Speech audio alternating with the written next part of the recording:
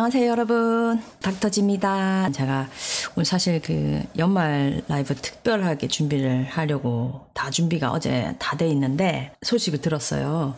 안타까워하면서도 나름 응원하던 연결 같은 걸 느끼던 사람의 일이라서 다들 너무 충격이 컸을 것 같아요. 가족들의 마음은 정말 어떻게 말을 해야 될지 모를 정도로 깊은 위로의 말씀을 드리고 그 마음을 나눕니다. 정신과 의사나 심리학을 하는 분은 힘들어하는 분들을 우리가 함께 하는 게 일이잖아요. 그래서 더 이렇게 또 다른 아픔이 또 있는 것 같아요. 그 남편한테 제가 이 얘기를 했어요. 그러니까 제가 어떻게 설명했냐면은 엄청 탑스타이신데 최근에 마약 관련으로 수사가 있었고 2달 동안 계속 이렇게 조사를 받았다. 이 사이버 사회가 우리만큼 발달하는 데도 없잖아.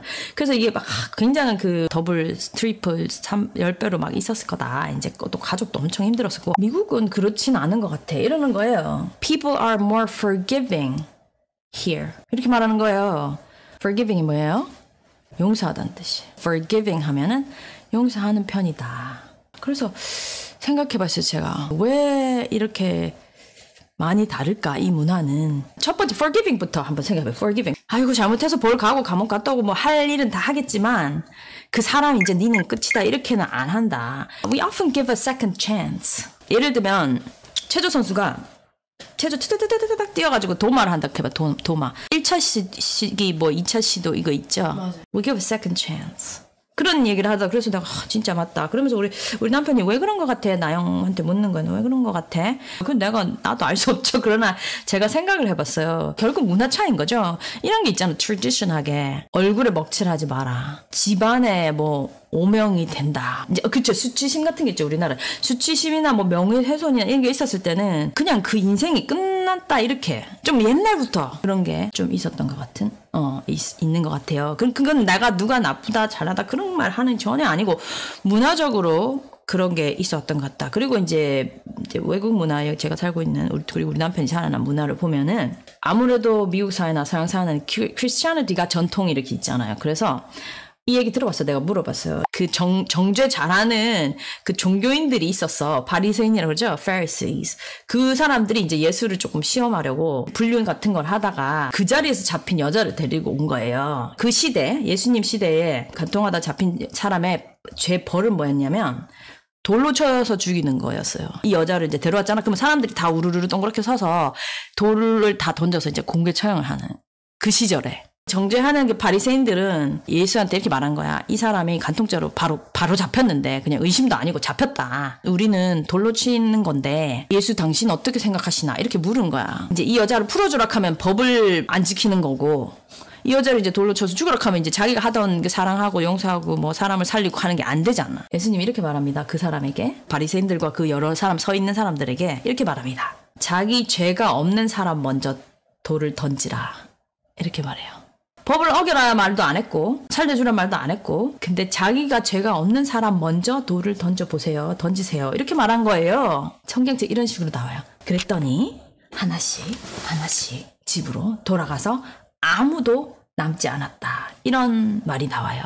정죄한다는 말이 약간 그런 말이야. 넌 잘못을 했으니 돌 맞아도 마땅해 하고 내가 돌을 탁 던지는 거예요. 우리 남편은 그 말을 한 번도 못 들어본 평생 못 들어본 사람한테 제가 이 이야기를 해줬어요. 우리 둘이 얘기를 하는 거예요. 우리도 야 그렇게 생각 안 해? 당신이나 나나 나의 잘못을 찾으려면 당연히 둘 다 뭔가 잘못이 있지. 잘못은 항상 있지. 이런 가치를 배우고 자라지 못하고 커버리면 이게 참 그때 가르쳐주기 어려워요. 그러니까 아직도 이 가치를 배우고 있을 때 많이 가르쳐줘야 되고 용서하고 수용하는 사회가 되면 어떨까? 우리나라 자살률 세계 최고인 거 아시죠? OECD 최고예요. 그래서 이 정죄하고 용서하지 않는 그런 문화에서 이분뿐만 아니라 어린아이들도 마찬가지예요. 시험 성적이 잘못 나왔다거나 아니면은 애들이 나를 해서 그랬다거나 이러면 이제 인생이 거기서 끝난 것 같은 거예요. 세컨드 찬스가 있다는 생각이 안 드는 거죠. 로버트 다우니 주니어라고 아세요?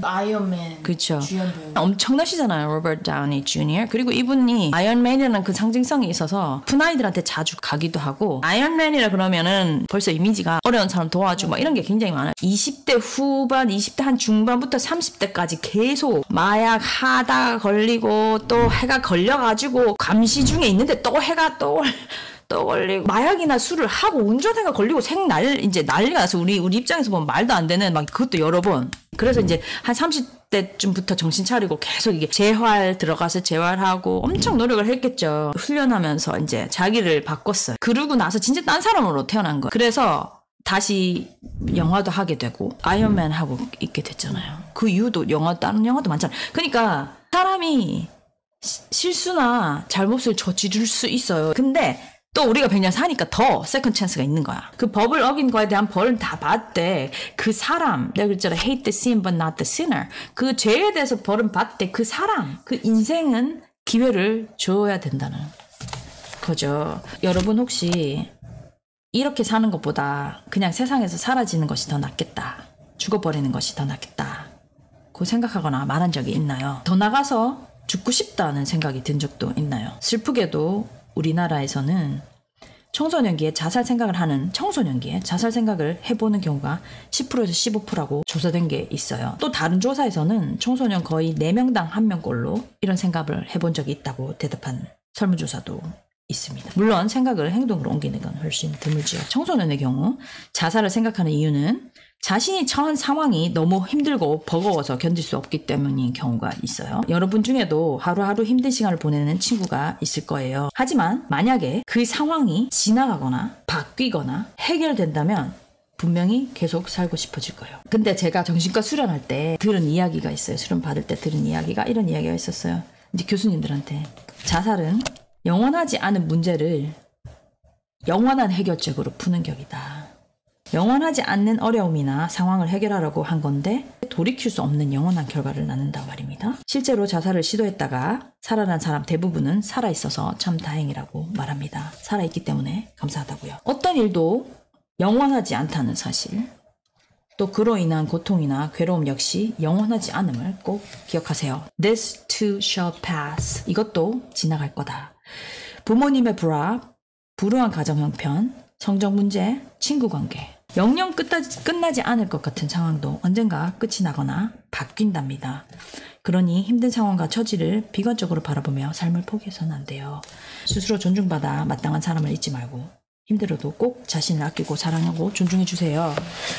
그리고 아까 제가 로버트 다우니 주니어 얘기한 것처럼 연예인 분들이나 인플루언서 분들이라도 이제 그 당연히 죗값을 이제 치르고 그 다음에 10년이 걸리건 그걸 회복하고 다른 더 좋은 모습으로 나오기 위해서 노력하는 그게 삶인 것 같아요. 이게 걷잡을 수 없어요. 맞아요. 내가 원래 그래요. 이게 끝쪽이 돌아가면 막 돌아가요. 제가 이제 정신과 의사로도 당부드리고 싶은 말은 혹시라도 이 상황이 너무 말이 안 되고 나는 이제 인생 끝난 것 같은 생각이 드실 때 꼭 도움을 받으셔야 돼요. 왜냐면 내 혼자 생각하고 있으면 이렇게 돼요. 그래서 어떤 도움을 받아야 되냐면 전문가의 도움을 받아야겠죠. 2024년부터 모든 자살 사고 그 자살 전화가 109로 바뀐다네요. 그럴 때 이제 109를 돌리는 거죠. 저는 어떤 걸 딱 한 가지를 집어서 얘기하는 게 아니고 전체적으로 우리 사회 문화가 조금 더 forgiving 하는 사회였으면 좋겠어요. 아이들도 마찬가지고 어른들도 마찬가지고 연예인도 마찬가지고 조금 더 forgiving 하는 사회, second chance 주는 사회. 인생이 기니까 계속 이 사람이 더 나은 사람으로 나가도록 스스로에 대한 용기가 필요한 것 같아요. 나 자신을 돌아보고 나 자신의 잘못에도 손을 들 수 있는 용기. 그러려면 말씀하신 대로 용서하는 주변과 사회가 되어야 되는 거죠. 그래서 우리가 자기 용서도 잘 못하는 것 같아. 내가 뭘 하나 잘못하면 그거 가지고 평생 이제 나를 그럴 수 있는 것 같아. 자기도 용서할 줄 알고 self compassion도 있고 다른 사람에게 또 용서하고 compassion 사랑하는 느낌. 우리 캡틴스 분들에게 이렇게 해주십사 하고 이미 다 잘하고 계셔서 캡틴스이실 텐데 우린 돌을 던지는 사람이 안 됐으면 좋겠어요. 우리 그거를 한번 약속해 보면 어떨까요? 내한테도 돌 던지지 말고 당연히 다른 사람에게 돌 던지는 사람이 되지 말자. 수용하기 해봐요. 수용하기. 수용하기 뭐냐면 그럴 수 있다. 나도 그럴 수 있고 저거 뭐야 왜 저래가 아니고 그럴 수도 있다. 수용하기. 그죠? 영어로 하시려면 acceptance라고 합니다. acceptance. 용서하는 거는 뜨거운 석탄을 내버리는 것도 똑같아. 나를 괴롭게 하는 그 마음의 굴레에서 내가 나오는 거예요. 나를 위한 거예요. 나를 사실 어떻게 보면 앞으로 우리 같이 용서하기. 나도 용서하고 다른 사람도 용서하고 자녀도 용서하고 용서가 아니고 정죄가 있는 마음 있잖아요. 그 마음이 건강하지가 않아요. 내가 더 정신이 건강하고 몸과 마음이 건강해지는데 도움이 되지 않습니다. 그래서 같이 용서하기.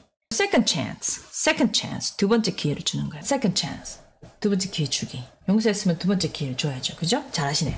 용서, 두 번째 기회, 수용하기. 아주 잘하셨어요.